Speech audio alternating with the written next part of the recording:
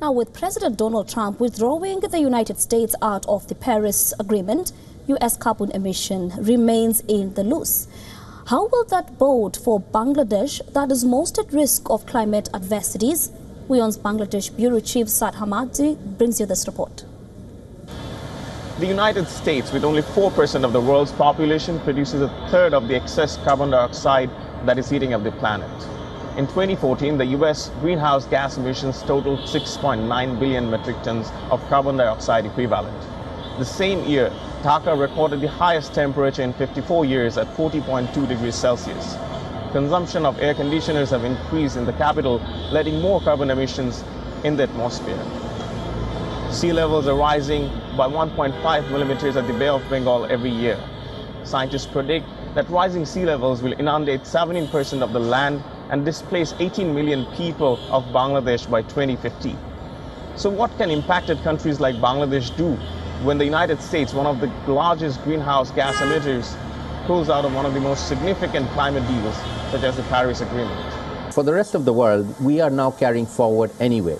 We know the impacts of climate change are happening. We are learning how to deal with them. In fact, Bangladesh, being one of the most vulnerable countries, is at the same time becoming one of its most adaptive countries. We are not sitting idle. We are not waiting for American or anybody else's money to come.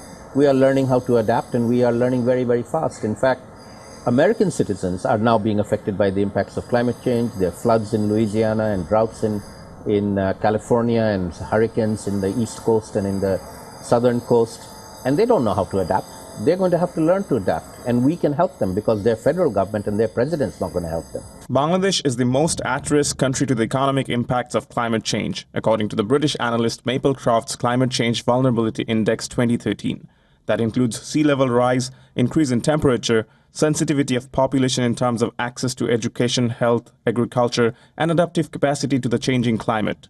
Dhaka, Mumbai and Kolkata are among South Asian cities most at risk. For a country like Bangladesh, which was emitting at a very low level, its emission is going up because it has to cope with these temperatures. And if you look at during May, June, when we have a temperature of 40, 42, which is not common to Bangladesh, we are becoming more dependent on air conditioning. So we are also going into that league of emission. However, Bangladeshi citizens and I would say policymakers are all trying to look at the risks, and they are trying to undertake risk assessment.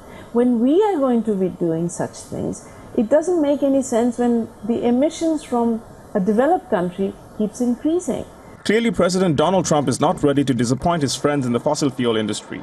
That makes the job difficult for the rest of the world. It is an irony how the richest economy's fascination for big cars, houses and blasting air conditioners cost the livelihood of people in countries like Bangladesh, Haiti and Ethiopia in the form of climate adversities.